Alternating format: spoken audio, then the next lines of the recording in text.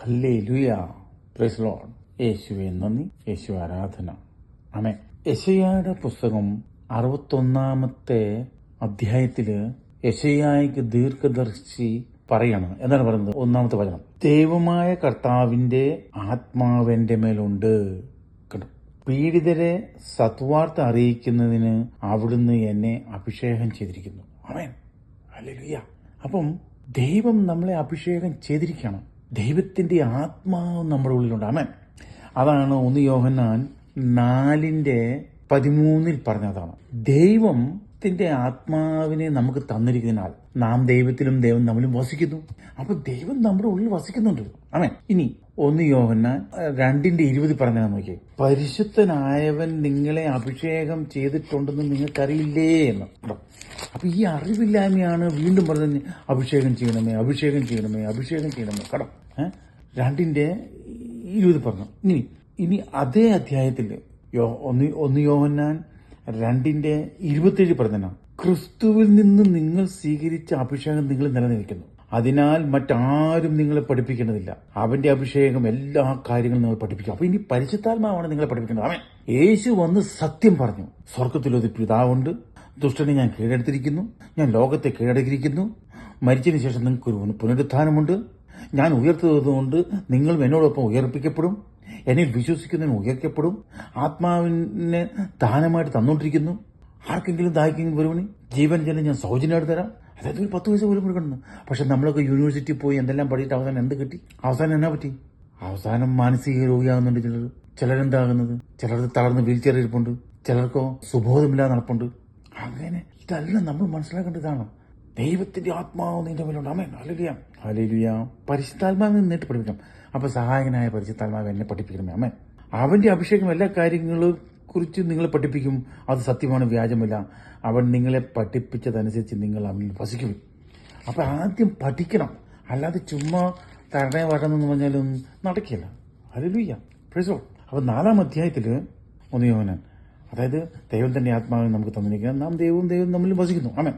ഇനി 1 യോഹന്നാൻ 3 അധ്യായത്തിന്റെ ഏറ്റവും അവസാന വചനം 24 വചനം, അവന്റെ കൽപ്പനകൾ അനുസരിക്കുന്ന ഏവനും അവനിൽ വസിക്കുന്നു. അപ്പോൾ ദൈവം നിന്നിൽ വസിക്കുന്നുണ്ട്. പക്ഷെ ദൈവത്തിന് നിന്നിൽ പ്രവർത്തിക്കണം.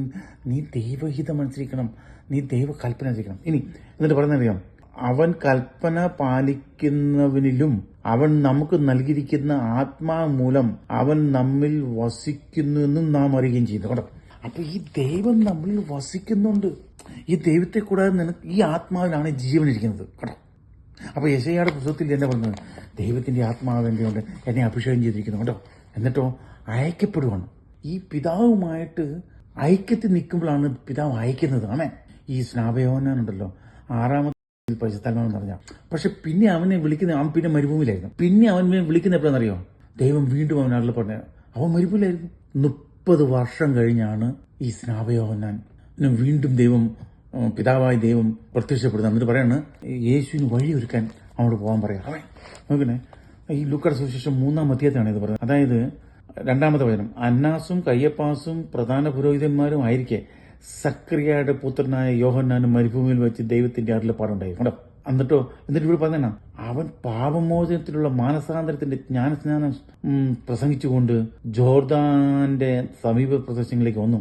യെശയ്യാ പ്രവാചകന്റെ പുസ്തകത്തിൽ എഴുതപ്പെട്ടിരിക്കുന്ന പോലെ മരുഭൂമിയിൽ വിളിച്ചു പറയുന്നവന്റെ ശബ്ദം, കർത്താവിന്റെ വഴിയൊരുക്കുവിൻ, അവന്റെ പാത നേരെയാക്കുവിൻ, താഴ്വരകൾ നികത്തപ്പെടും, കുന്നും മലയും നിരത്തപ്പെടും, വളഞ്ഞ വഴികൾ നേരെയാക്കപ്പെടും, പരിപരുത്തവ മൃദുലമാക്കപ്പെടും, സകല മനുഷ്യരും ദൈവത്തിന്റെ രക്ഷ കാണുകയും ചെയ്യും. കേട്ടോ. ഇതാണ് ദൈവം നമ്മളിൽ ആഗ്രഹിക്കുന്നത്. ദൈവത്തിന്റെ ആത്മാവ് നമ്മളിലുണ്ട് എന്ന് വെച്ചാൽ ചാടി ഇറങ്ങുമല്ല ചെയ്യേണ്ടത്. ദൈവം നിന്നോട് പറയും, പോയി ദൗത്യം ചെയ്യാൻ. ആമേൻ. മോശ ആടിനെ മേയിച്ച് നടക്കായിരുന്നു. പക്ഷെ എന്ത് സംഭവിച്ചെന്നറിയോ? ഹല്ലേലൂയ. എന്ത് സംഭവിച്ചു? ഇസ്രായേൽ ജനത്തിന് നിലവിളി വന്നപ്പോഴത്തേക്കും മോശയുടെ അടുത്തേക്ക് ദൈവം ചെന്നു. കേട്ടോ. ഹല്ലേലൂയ. ഇതായിരിക്കണം. പത്രോസ് മട്ടുപ്പാവിൽ നിന്ന് പ്രാർത്ഥിക്കായിരുന്നു. അവനോട് ദൈവം സംസാരിച്ചു. അതുപോലെ തന്നെ കൊർന്നേലിയോസിനോട് സംസാരിച്ചു. ഇങ്ങനെ അങ്ങോട്ടും ഇങ്ങോട്ടും സംസാരിച്ചിട്ട് ദൈവം ഇടപെട്ടിട്ട് വേണം ഓരോ കാര്യങ്ങൾ ചെയ്യാൻ. ഹല്ലേലൂയ. അപ്പൊ ഹൃദയം തകർന്നവരെ ആശ്വസിപ്പിക്കാനും തടവുകാർക്ക് മോചനം, ബന്ധിതർക്ക് സ്വാതന്ത്ര്യവും പ്രഖ്യാപിക്കാനും കർത്താവിന്റെ കൃപാവസരവും നമ്മുടെ ദൈവത്തിന്റെ പ്രതികാര ദിനവും പ്രഘോഷിക്കാനും വിലപിക്കുന്നവർക്ക് സമാശ്വാസം നൽകാനും എന്നെ അയച്ചിരിക്കുന്നു. പുത്രനെ അയക്കുകയാണ്. ആമേൻ. Hallelujah, hallelujah. ഇതിന്റെ ബാക്കി താഴോട്ട് നിങ്ങൾ വായിച്ചു. യെശയ്യാ 61:4. പണ്ട് നശിച്ചു പോയ അവർ വീണ്ടും നിർമ്മിക്കും, പൂർവാവിഷ്ടങ്ങൾ ഉദ്ധരിക്കും, നശിക്കപ്പെട്ട നഗരങ്ങൾ പുനരുദ്ധരിക്കും, തലമുറകളായി ഉണ്ടായ വിനാശങ്ങൾ അവർ പരിഹരിക്കും. അപ്പം തകർന്ന പഴയ തലമുറകൾക്ക് നമ്മൾ പുതിയ തലമുറയ്ക്ക് അടിസ്ഥാനം ഇടേണ്ടവരാണ്. ആമേൻ. ഇനി യെശയ്യാ പറഞ്ഞ കാര്യം പിന്നീട് എപ്പോഴാണ് പൂർത്തിയാക്കിയത്? ലൂക്കായുടെ സുവിശേഷം 4-ാം അധ്യായത്തിലേക്ക് വരുമ്പോഴത്തേക്കും 17-ാമത്തെ വചനം നോക്കിയേ. യെശയ്യാ പ്രവാചകന്റെ പുസ്തകം അവന് നൽകപ്പെട്ടു. പുസ്തകം തുറന്നപ്പോൾ ഇപ്രകാരം എഴുതപ്പെട്ടിരിക്കുന്നത് അവൻ കണ്ടു. കർത്താവിന്റെ ആത്മാവ് എൻ്റെ മേലുണ്ട്, ദരിദ്ര സുവിശേഷം അറിയിക്കാൻ അവിടുന്ന് എന്നെ അഭിഷേകം ചെയ്തിരിക്കുന്നു. കേട്ടോ, അപ്പം നമ്മളെല്ലാം അഭിഷിക്തരാണ്. അതാരാണേലും, പുരോഹിതനാണേലും നമ്മളാണല്ലോ. പക്ഷെ നമ്മളും പുരോഹിതൻ തമ്മിൽ വ്യത്യാസം എന്ന് വെച്ചാൽ അവർ കൂതാശ ചെയ്യാനുള്ള അവർക്ക് അധികാരം കൊടുത്തിട്ടുണ്ട്. അപ്പം നമ്മൾ എന്ത് ചെയ്യണം? നമ്മൾ അഭിഷിക്തരാണ്. ആമേൻ. ആത്മാവ് തന്നെ എന്തിനും എന്നിട്ട് ബന്ധിതർക്ക് മോചനം, അന്ധർക്ക് കാഴ്ച, അടിച്ചമർത്തർക്ക് സ്വാതന്ത്ര്യം. എന്നിട്ട് 21-ാമത്തെ വചനം അവർ പറയാണ്, അവൻ അവരോട് പറയാൻ തുടങ്ങി, നിങ്ങൾ കേട്ടിരിക്കെ തന്നെ ഇന്ന് ഈ തിരുവെഴുത്ത് പൂർത്തിയായി നിറവേറിയിരിക്കുന്നു. ഹല്ലേലൂയ. അപ്പോൾ യെശയ്യായോട് പറഞ്ഞ കാര്യങ്ങളെല്ലാം പിന്നീട് യേശു വന്നപ്പോൾ പൂർത്തിയായി. സ്നാപയോട് പൂർത്തിയായി. ഇനി നോക്കിയേ 7-ാമത്തെ അധ്യായത്തിൽ എന്നാ പറഞ്ഞു നോക്കിയേ. 14-ാമത്തെ വചനം, അതിനാൽ കർത്താവ് തന്നെ നിങ്ങൾക്കൊരു അടയാളം തരും, യുവതി ഗർഭം ധരിച്ച് ഒരു പുത്രനെ പ്രസവിക്കും, അവൻ ഇമ്മാനുവൽ എന്ന് വിളിക്കപ്പെടും. കേട്ടോ, ഇതാണ് പിന്നീട് ബത്ലഹേമിൽ സകല രക്ഷയ്ക്കും വേണ്ടിയുള്ള രക്ഷകൻ പറക്കുന്നതും അവന്റെ പേര് ഇമ്മാനുവൽ. അപ്പം യെശയ്യാ പറഞ്ഞത് പിന്നീട് പൂർത്തിയാകണം. ഇതെല്ലാം പൂർത്തിയാകണം. ആമേൻ. അപ്പോൾ യെശയ്യായുടെ പുസ്തകത്തിൽ പറഞ്ഞതെല്ലാം പിന്നീട് യേശു വന്ന് പൂർത്തിയായി. ഇനി യേശു പറഞ്ഞ കാര്യങ്ങളൊക്കെ ഇനി യേശുവിന്റെ 2-ാം വരവ് വന്ന് പൂർത്തിയാവും. ഇതാണ് നമ്മൾ പ്രതീക്ഷിക്കേണ്ടത്. ഏതാ? അവന്റെ 2-ാം വരവ് ഞാൻ അവനെപ്പോലെ രൂപാന്തരപ്പെടും. കണ്ടോ, കഴിഞ്ഞ ക്ലാസ്സുകളിലൊക്കെ നമ്മൾ പറഞ്ഞത് നിങ്ങൾ മനുഷ്യനെ പിടിക്കുന്നവരാകണം. ആമേൻ. അന്ധർക്ക് കാഴ്ച കൊടുക്കണം, മുടന്തർക്ക് നടക്കണം. ഇതല്ലേ കർത്താവ് ആഗ്രഹിക്കുന്നത്. യേശുവെ നന്ദി. Hallelujah, hallelujah. ഇനി യെശയ്യായുടെ പുസ്തകം 6-ാം അധ്യായത്തിൽ ഈ യെശയ്യാക്ക് ഇതെല്ലാം വെളിപ്പെടുത്തി കൊടുക്കാൻ കാരണം എന്നറിയോ? ഇതെല്ലാം വെളിപ്പെടുത്താൻ കാരണം വെച്ചാൽ യെശയ്യായുടെ പുസ്തകം 6-ാം അധ്യായത്തിൽ പറയണം, 3-ാമത്തെ വചനം, സ്വർഗത്തിൽ മാലാഖമാരിങ്ങനെ പറഞ്ഞു ഉദ്ഘോഷിച്ചുകൊണ്ടിരുന്നു, പരിശുദ്ധൻ പരിശുദ്ധൻ പരിശുദ്ധൻ, സൈന്യങ്ങളുടെ കർത്താവ്, ഭൂമി മുഴുവൻ അവിടുത്തെ മഹത്വം കൊണ്ട് നിറഞ്ഞിരിക്കുന്നു. കേട്ടോ, ഇപ്പം നമ്മൾ കുർബാനയെ പറഞ്ഞില്ലേ, അവിടുത്തെ മഹത്വത്താൽ സ്വർഗം ഭൂമി നിറഞ്ഞിരിക്കുന്നു. ഉയർത്തെഴുന്നേറ്റ കർത്താവ് ഭൂമി മുഴുവൻ നിറഞ്ഞു നിൽക്കുകയാണ്. ആമേ. നീ അതിലേക്ക് പ്രവേശിച്ചിട്ടില്ല, നീ അതിന്റെ പുറത്താണ് നിൽക്കുന്നത്. ആമേ. എന്നിട്ട് പറയുന്നത്, അപ്പൊ ഞാൻ പറഞ്ഞു, അപ്പൊ ഈ സ്വർഗം തുറക്കുകയാണ് യേശയ്യായുടെ മുന്നേ. അപ്പൊ എന്താ പറയുന്നത്? ഞാൻ പറഞ്ഞു, എനിക്ക് ദുരിതം, ഞാൻ നശിച്ചു, എന്നാൽ ഞാൻ അശുദ്ധമായ അധരമുള്ളവനും അശുദ്ധമായ അധരങ്ങളുടെ മധ്യേ വസിക്കുന്നവനുമാണ്. കണ്ടോ കണ്ടോ, കാരണം ഇനി എന്തുകൊണ്ടാണ്? നീ സൈന്യങ്ങളുടെ കർത്താവായ രാജാവിനെ എന്റെ നയനങ്ങൾ ദർശിച്ചിരിക്കുന്നു. കേട്ടോ, അപ്പൊ നീ നിന്റെ നിന്റെ രാജാവിനെ കണ്ടാൽ, ഈ സ്വർഗത്തിരിക്കുന്ന നിന്റെ രാജാവിനെ കണ്ടാൽ, നിന്റെ സൃഷ്ടാവിനെ കണ്ടാൽ നീ അശുദ്ധനെന്ന് പറയും. അശുദ്ധവും വിശുദ്ധിയും തമ്മിലുള്ള ഒരു താരതമ്യമാണ് നടക്കുന്നത്. അമേൻ, ഹല്ലേലൂയ. ഇതാദ്യം ഉണ്ടാകണം. ഇനി ഇത് കഴിഞ്ഞിട്ട് എന്നെ സംഭവിക്കുന്നില്ല. അപ്പൊ നീ പറയണം, കർത്താവേ ഞാൻ അശുദ്ധനാണ്. അപ്പൊ എന്നെ സംഭവിച്ചത്, ഒരു കൊടില് കൊണ്ടുവന്നു. കണ്ടോ, ഒരു സെറാഫുകളിൽ ഒരു കൊള്ളു വന്ന് എടുത്ത് തീക്കനലുമായി എൻ്റെ അടുത്ത് പറഞ്ഞു, അവൻ എൻ്റെ അധരങ്ങളെ സ്പർശിച്ചിട്ട് പറഞ്ഞു, ഇത് നിന്റെ അധരങ്ങളെ സ്പർശിച്ചിരിക്കുന്നു, നിന്റെ മാലിന്യം നീക്കപ്പെട്ടു, നിന്റെ പാപം ക്ഷമിക്കപ്പെട്ടു. അപ്പം മാലിന്യങ്ങളും പാപങ്ങളും കർത്താവ് പിന്നീട് വന്ന് നീക്കി. ഇനി നീ എന്നെയാണത്? നീ ദൈവമായിട്ട് നീ സംസാരിച്ചിട്ട് ഒരു വിശുദ്ധീകരണത്തിലേക്ക് വരണം. ആമേൻ. ഒരു വിശുദ്ധിയിലേക്ക് വന്നിട്ട് പിന്നെയാണ് നിന്നെ അയക്കുന്നത്. അന്നേരമാണ് അതിന് ഇങ്ങനെ മാലിന്യങ്ങൾ നീക്കപ്പെട്ട് നിന്റെ പാപങ്ങൾ ക്ഷമിച്ചതിന് ശേഷമാണ് നിന്നെ വിശുദ്ധീകരിച്ചിട്ടാണ് പിന്നെ യെശയ്യാ വിടുന്നത്. അതിന് ശേഷമാണ് ഈ കന്യകയിൽ നിന്നുള്ള നീ ഗർഭം ധരിക്കുന്നു, ഇമ്മാനുവൽ ഉണ്ടാകുന്നു ഒക്കെ പിന്നീട് എല്ലാം വെളിപാടും കൊടുക്കുന്നത്. അതാണ്. ആമേൻ. അപ്പം നമുക്കിത് കിട്ടണമെങ്കിൽ ആദ്യം നമ്മളിൽ ഒരു വിശുദ്ധീകരണം നടക്കണം. ആമേൻ. ഹല്ലേലൂയ. യേശുവേ നന്ദി. ഇതാണ് നമുക്കുണ്ടത്.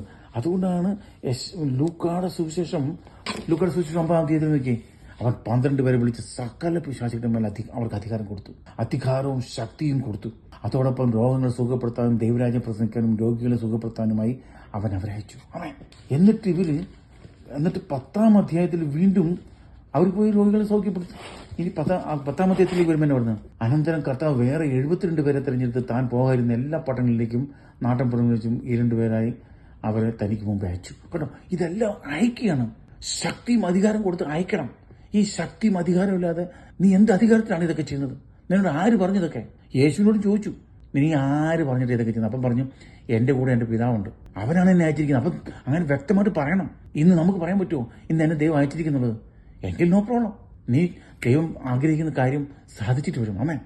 എന്നിട്ട് ഇവർ ഈ ലൂക്കായുടെ സുവിശേഷം 10-ാം അധ്യായത്തിൽ 17-ാമത്തെ വചനം, ഈ 72 പേരും സന്തോഷത്തെ തിരിച്ചു വന്നു. കർത്താവേ, നിന്റെ നാമത്തിൽ പിശാചുകൾ പോലും ഞങ്ങൾക്ക് കീഴ്പ്പെട്ടിരിക്കുന്നു. കേട്ടോ, അന്നേരമാണ് ഈശോ പറഞ്ഞത്, സാത്താൻ സ്വർഗത്തിൽ നിന്ന് ഇടിമിന്നൽ നിബന്ധിക്കുന്ന പോലെ ഞാൻ കണ്ടു.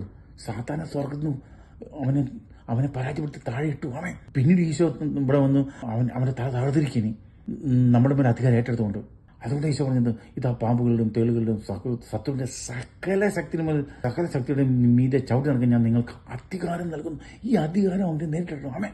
ഒരു യുദ്ധത്തിന് പോകുമ്പോഴത്തേക്ക് ആദ്യം ഗവൺമെന്റിന്റെ അധികാരം വേണം. ആമേൻ. എവിടെ പോകണം, എന്ത് ചെയ്യണം, എവിടെ ട്രെയിനിങ് വേണം എന്നൊക്കെ ഉള്ളത് എല്ലാ അധികാരവും നമുക്ക് തന്നിട്ടുണ്ട്. അപ്പം നീ എന്നെ ചെയ്യണം? നീ ശക്തി നിറയണം. ശക്തി എന്ന് പറഞ്ഞാൽ നീ വചനത്തിനകത്താണ് ശക്തി ഇരിക്കുന്നത്. വചനം നിറയണം. ഏതാ? ഞാൻ യേശുവിൻ്റെ ഛായ സൃഷ്ടിക്കപ്പെട്ടവൻ, ഞാൻ അവനെപ്പോലെ രൂപാന്തരപ്പെടും. ഇത് ദൈവത്തിൻ്റെ ആലയമാണ്. Hallelujah, hallelujah, hallelujah. ഈ ബോധ്യങ്ങളാണ് നിന്നിൽ ഡെലിവറൻസ് നടക്കുന്നത്. ഹല്ലേലൂയ. സത്യം നീ അറിയും, സത്യം നിന്നെ സ്വന്തമാക്കാം. യോഹന്നാന്റെ സുവിശേഷം 8-ാം അധ്യായം 38-ാമത്തെ വചനം. കേട്ടോ, അപ്പം ഈ സത്യങ്ങൾ അറിയണം, എന്നാലേ ഉള്ളൂ കർത്താവ് നിന്നിൽ പ്രവർത്തിക്കാൻ പറ്റുള്ളൂ. ദൈവം നമ്മുടെ ഉള്ളിലുണ്ട്, ദൈവത്തിൻ്റെ ആത്മാവ് ശക്തി നമ്മുടെ ഉള്ളിലുണ്ട്, ദൈവത്തിൻ്റെ ആത്മാവ് നമ്മുടെ ഉള്ളിലുണ്ട്. ഇതെല്ലാം പഠിക്കണം, മനസ്സിലാക്കണം. അപ്പോൾ നിന്നിൽ വിശുദ്ധീകരണം നടക്കും. ആമേൻ. അപ്പോൾ നിന്നിലൂടെ കർത്താവ് പലതും സൃഷ്ടിക്കും, പലതും ചെയ്യും. പിശാചിനെ ബഹിഷ്കരിക്കും, അന്തർക്ക് കാഴ്ച കൊടുക്കും. നീയല്ല ചെയ്യുന്നത്, നിന്നിലൂടെ കർത്താവ് ചെയ്യണം. അതിനുവേണ്ടി നിനക്കൊരു വിശുദ്ധീകരണം വേണം. Amen. Thank you. Hallelujah. Praise the lord. കർത്താവ് അടുത്ത ക്ലാസ്സിൽ നമുക്ക് വീണ്ടും ഈ ശക്തിയും ദൈവരാജ്യത്തെ പറ്റി നമ്മൾ പഠിക്കണം. അപ്പോൾ നിന്നിൽ ഈശോ മാംസം ധരിക്കും, വചനം മാംസമാകും. അപ്പോൾ നിന്നിൽ നിന്ന് ദൈവസ്നേഹം, ദൈവശക്തി എല്ലാം വരും. ആമേൻ. യേശു നന്ദി. Thank you. Praise the Lord. ഓരോ വചനവും എഴുതി പഠിക്കണം. നീ പരിശുദ്ധാത്മാവ് നിന്നെ പഠിപ്പിക്കും. മറ്റുള്ളവരിൽ നിന്ന് മനുഷ്യനെ പഠിപ്പിച്ചാലുണ്ടല്ലോ അവനൊന്നും മനസ്സിലാക്കില്ല. അതുകൊണ്ടാണ് ഇവിടെ എല്ലാം പ്രസംഗിക്കുന്നത്, പക്ഷെ ആർക്കും മനസ്സിലായില്ല. കാരണം ഇത് ആത്മീയമായിട്ട് വിവേചിച്ചാലാണ്. ആദ്യം നിന്റെ ഹൃദയം കർത്താവ് തുറക്കണം. കേട്ടോ, ശിഷ്യന്മാരുടെ ഹൃദയം കർത്താവ് തുറന്നു. അപ്പോൾ ഈ വിശുദ്ധലേഖനങ്ങൾ നീ പറഞ്ഞ് മനസ്സിലാക്കി നിന്നിലേക്ക് ദൈവിക ശക്തി വന്നിട്ട് ദൈവം പ്രവർത്തിക്കുന്ന പ്രവൃത്തിയാണ് ക്രിസ്ത്യാനിറ്റി, അല്ലെങ്കിൽ ക്രിസ്തുവിൻ്റെ ഹിതം. Amen. Hallelujah. Thank you. Praise the Lord.